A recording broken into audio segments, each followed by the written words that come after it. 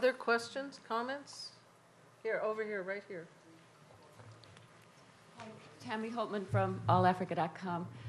Coming to a conference like this is an exciting but limited slice of people doing many wonderful things. You've presented a number of examples here.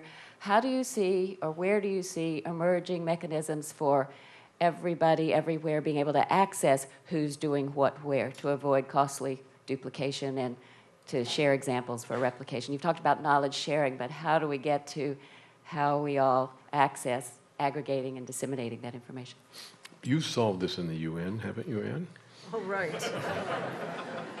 Actually, one of the things that we have been challenged with as an organization, and I think as a development community overall, is how to best build knowledge sharing, use of knowledge, and really cataloging it in ways. It's not just about where technologies are. It's what generally works in development, what doesn't work in development.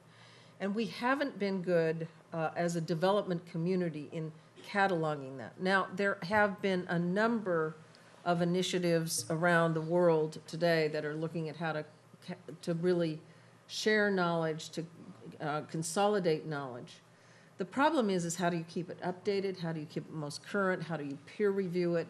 How do you really understand what the knowledge is and how it's contributing and what is really working? And because knowledge is changing so quickly, that becomes difficult. But I do think that it's a good idea to really consider whether or not we can create a database where different tools, like some of the ones we've both talked about today, can link in and say, this is what we're doing. I just returned from Davos, and I must say I met more people working in more areas of technology, from things like I talked about with the Ushahidi, with another similar organization that was in Ghana, to many, many kinds of applications that are now being utilized. And we do need ways to help share with the world how those things are working and how they might be scaled up. I think this is a critical question. When you think about the odd things that have happened just in the last, say, 10 years, 15 years, take two skinny grad students at Stanford who figured out, trivially, you can take a page, look at what the words are, and say, you know, that page is sort of about this. It says dengue. Oh, it's probably some healthy sort of thing, or unhealthy sort of thing. And this one talks about piping. It's probably, maybe it's a nuclear plant person or an oil person, something. It's civil engineering. And all they did was work up a trivial algorithm, simple algorithm, to make pages summarize their meaning. Weird words, some simple way. That's Google. So now they're each worth 10 or 15 billion bucks each, because we've found it so useful to be able to find things we're interested in that we'll go wander around looking, and they're putting every book they can possibly put up before they get sued, as they get sued. So we're going to have the dream that a kid anywhere will have the access to knowledge. So you can say, what's always broken my heart in meeting people that work with UNICEF or UNDP or Oxfam or anyone on the ground, they know so much. And I'll talk to someone and they'll tell me something and I say, why don't you tell those people? Why don't they know what you know? There's no time. It's so hard. If we can diminish the barriers to people putting things up, and you're seeing the beginnings of it with the Twitter-ish stuff and people blogging and people writing about things, as you learn something, remember, wherever you are, what you've learned could be of immense value to somebody or somewhere around the world. If you don't write it down, or if you don't talk about it and stick it up on the web someplace, then you're just going to do what I always do: promise to do it later and never get around to it. So there's a kind of discipline here. When you see something that you really think is fundamentally, write it down then and there and just put it up. I'll guarantee you the search engines are going to find it. We used to have to build this stuff by hand. No more. If it's visible, something's going to find it and weave it together. The weaving tools, admittedly, are are elementary now, but they're getting a lot better.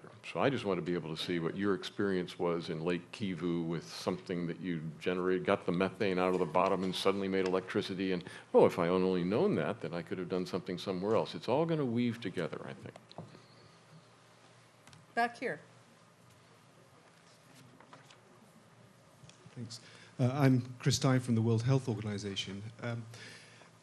But most of the examples you gave of innovation were examples coming from the rich world, and yet many of them were directed at the poor world. So in some sense, the rich world has control over what's going on in the poor world.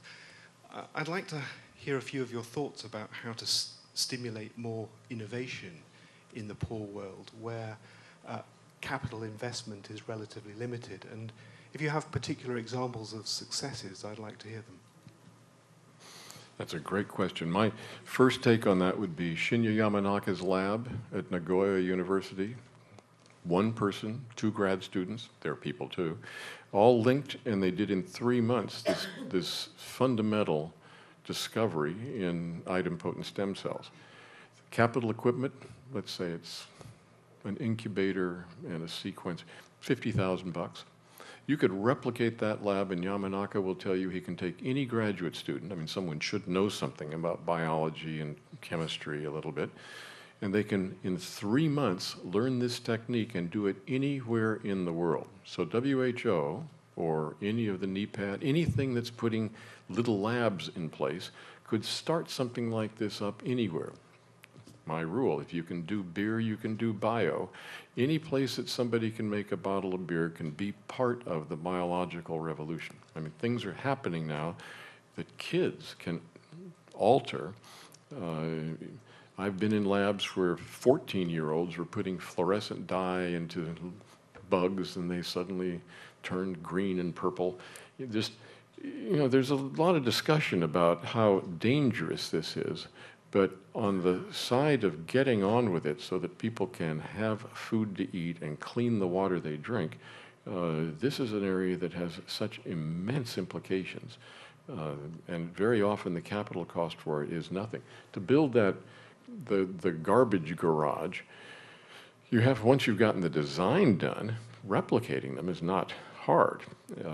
So we have to take the advances in knowledge where we find them. And in Africa's case, in agriculture, and I would assert in health as well, the more distributed labs linked together where researchers share insights derived from local experience, the better off the rest of the world is. There's no place for monoculture science. It has to be deriving from situations that are very, just as in my examples about the forms of agriculture in Africa, everything's different.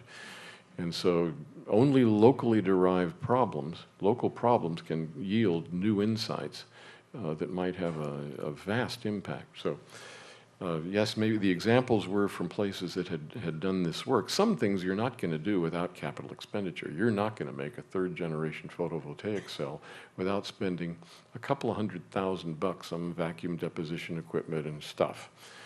So that's not something that's within the range of many countries. It's not far out of range, but it's not something people are.